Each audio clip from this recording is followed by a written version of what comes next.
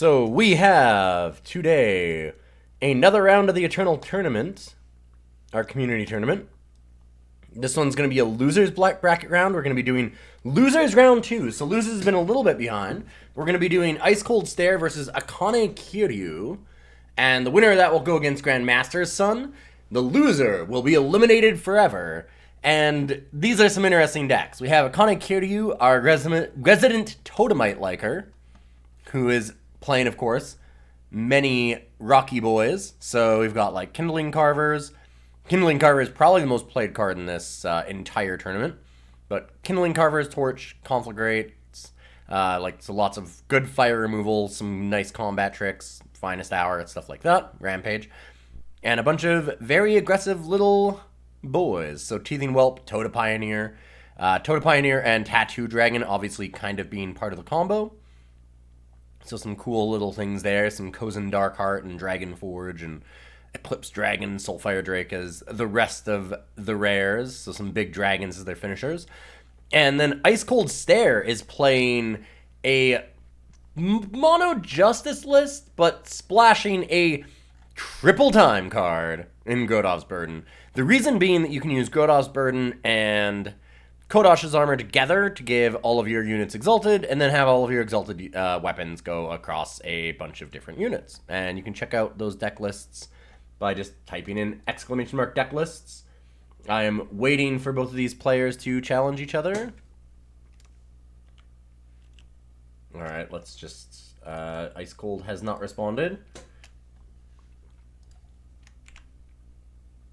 I'm going to try and get them elsewhere.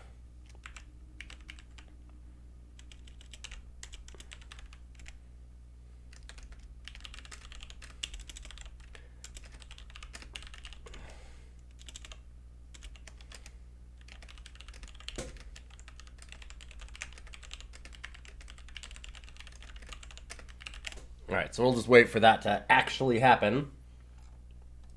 Sorry, just kind of got to get it set up. Garchomp kicked up a standstill. Hey, Loonrail. God. There we go. Alright, so we are going to be watching, from the start, Akane on that Totemite deck that we were talking about.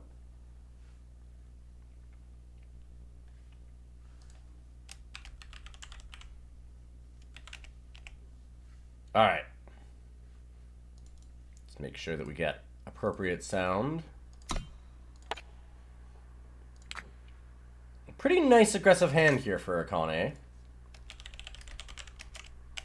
Let both of our players know that they're good to go play. Yeah, so Akane decides to keep that hand. Their deck is really low to the ground and aggressive, so keeping a hand that only has 2 power isn't actually that bad for them. Like, obviously they'll want more power eventually, but in the meantime, you know, Crown Watch Paladin, Covetous Strangers, these are things that they can do while waiting to build up that board. Waiting to get that power.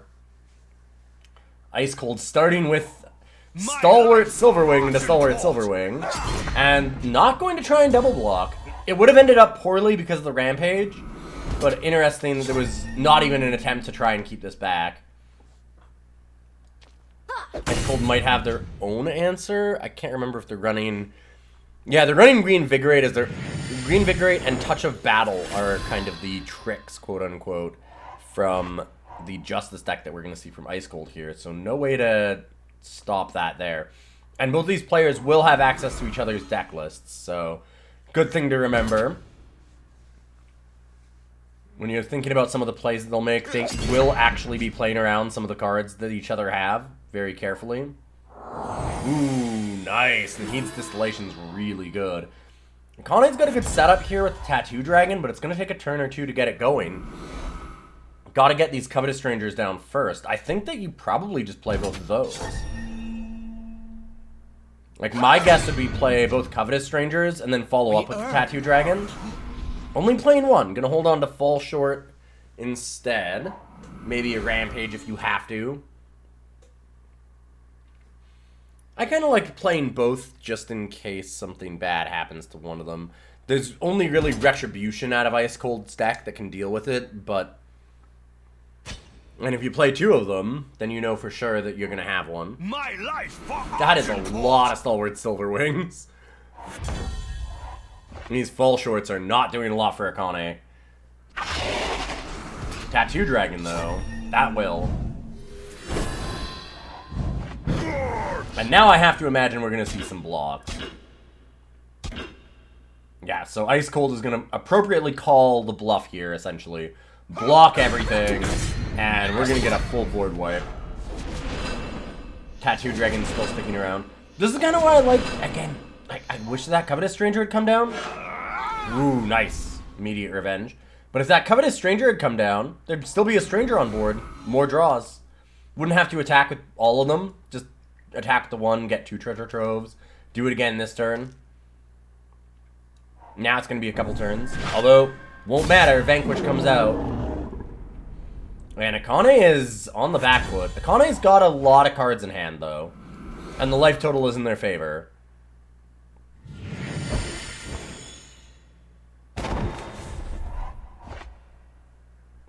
So that at least is still good. We're still here in game 1. I've got to imagine... No, Covetous Stranger doesn't come down? That's surprising to me. I feel like Akane needs to put pressure on here. Not let Ice Cold get back into this game. Ice Cold is in trouble right now.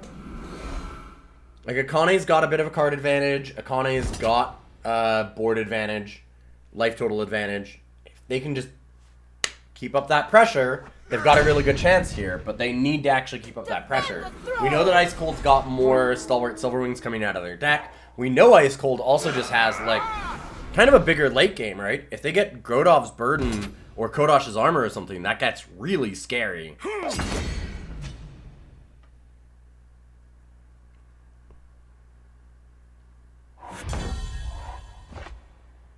Yeah, I'm not sure why the Covetous Stranger isn't coming down.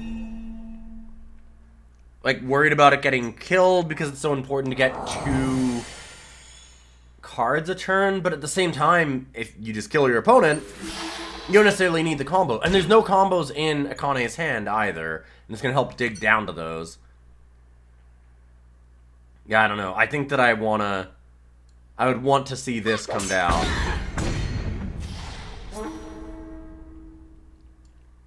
Because right now it feels like Akane's kind of giving Ice Cold the chance to get back in. Ooh, there's a Distillation. How many revenge units are we going to see? Alright, we already had 2. So we do see the 3rd, though. And now Ice Cold just has a mitt full of cards to deal with this.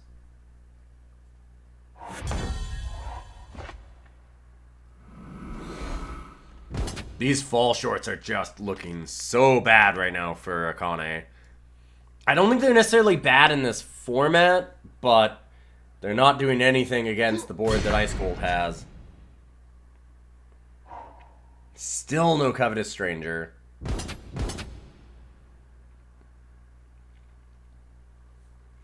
Ice Cold's only at 13 health. Like, if you just kept up the pressure, have the torch as a surprise. With Finest Hour as well. For those who cannot, defend the throne. I'm really surprised. Well, there's a Teething Whelp, so that's something. But it might be too late. Here the People is very large. I'm gonna pop Aegis on that to torch it. Which, sure.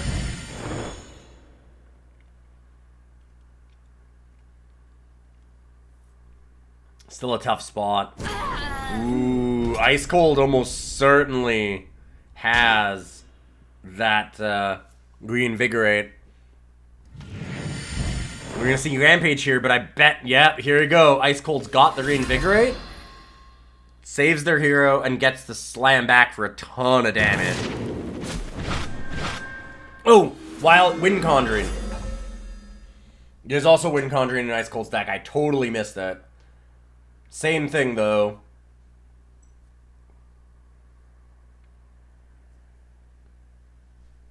Yeah, fall short just being a really bad card in this matchup is what people are saying. And of course, Akane's only running 3 and has drawn 2 of them already, so not the ideal situation for Akane.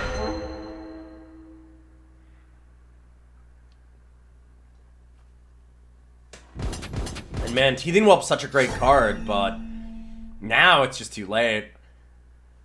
Need some kind of pump spell to get it through this board, and even then, like, there's still the deadly here. Yeah, now Retribution comes in, and that looks like it's gonna be it for Akane.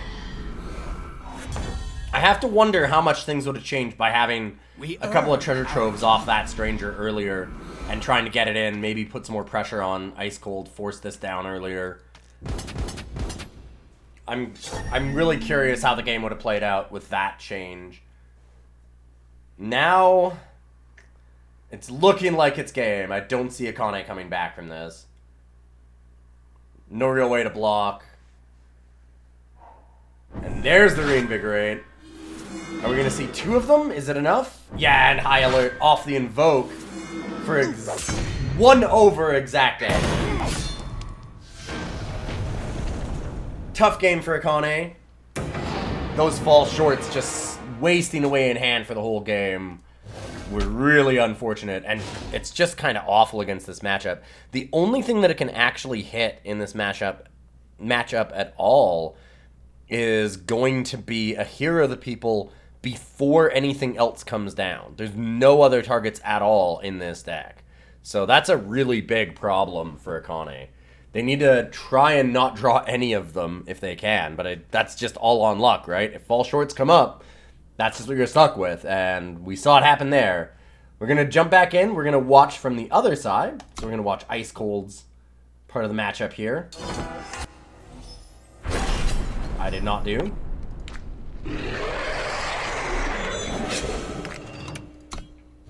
Little misclick.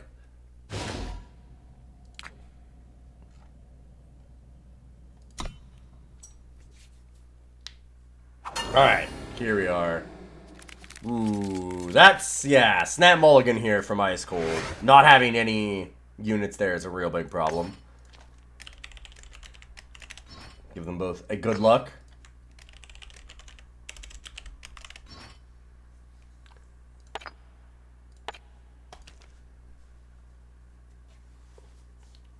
Great hand here from Ice Cold, I think. The lifesteal is going to be pretty big against the Akane's deck that's trying to be fairly aggressive. Akane does have kind of a big synergy thing with that draw 2 type cards, like all the Toad Pioneers and the Tattoo Dragon and stuff like that. Can give a little bit of late game. For those who cannot. Yeah, we're going to see the Hero of the People. Does Akane have one of the fall shorts? This would actually be a great time for it to happen. Because otherwise... Oh, nice! I was going to say that was the Silverwing Familiar takes over the game. But as bad as fall short was last time, it's excellent this time. Absolutely incredible. One of the very, very few times that it's going to be relevant in this matchup.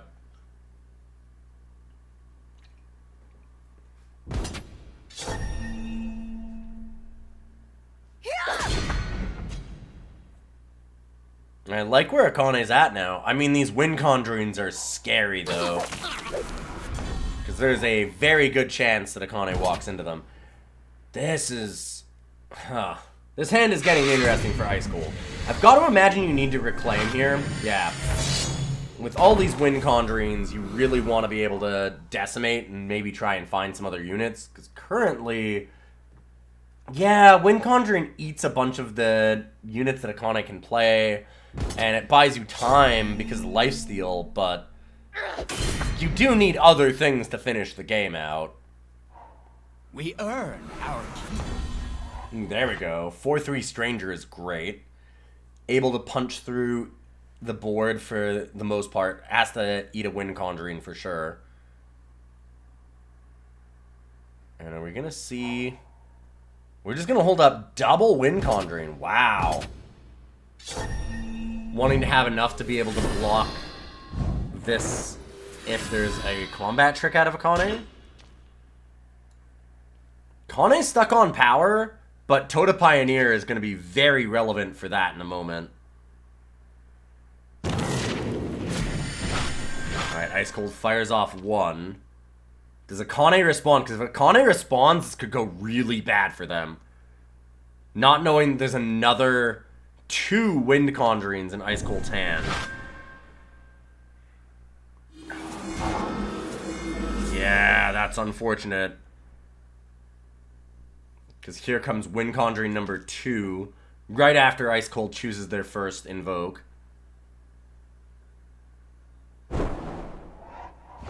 Oh, wow. Peacekeeper's Prod is amazing here, too. That'll be enough to pop the Aegis off of this, and it'll be a really, really good weapon to have on this flyer. Ice Cold's gotta be playing a Wind Conjuring here. Just deciding whether or not to invoke.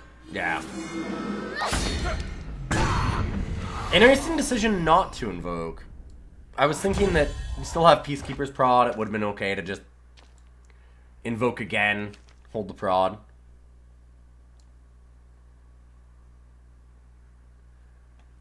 All of the invokes are definitely an interesting way to skirt around our laws and get in extra rares and legends, for sure.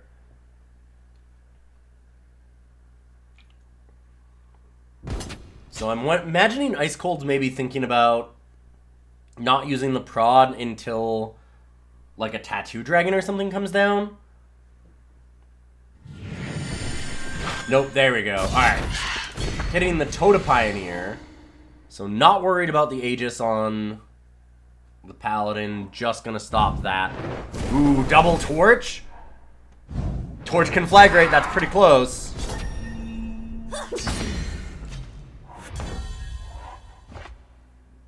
This is a really tight game right now. Kane's really stuck on power, but the Tota Pioneer, like I said, it can definitely make up for that. And here we go. Is that a Tattoo Dragon? Oof. Is Akane gonna get stuck twice? Yup. Not once, but twice Akane is getting got by these Wind Conjurings. Nothing you can do about that. There's no reasonable way for Akane to expect that Ice Cold's not going to have 1 Wind Conjuring, not 2 Wind Conjurings, but 3 Wind Conjurings in this hand. Oh, wow, and a perfect Hero of the People to follow with this Crown Watch Paladin. And suddenly Akane is just reeling from these hits. I'm not sure how they're going to be able to get out of this. Amazing swing with those Wind Conjurings. What a card. Absolutely blanked every single trick that Akane had. That's a big Drake, though, unfortunately. The Vanquish is still in hand. Oh, this... Everything that Akane does now is just getting countered. And there's so much Warcry coming in. No attack on the hero. That surprises me. I feel like Ice Cold should have kept the pressure up and just gone in with it. Worried because they want to get the Silverwing Familiar first? We fight to survive. Ugh. Yeah, 6/6 Exalted Hero of the People with all those skills. I don't see a way for Akane to get rid of that in a fashion that lets them win the game.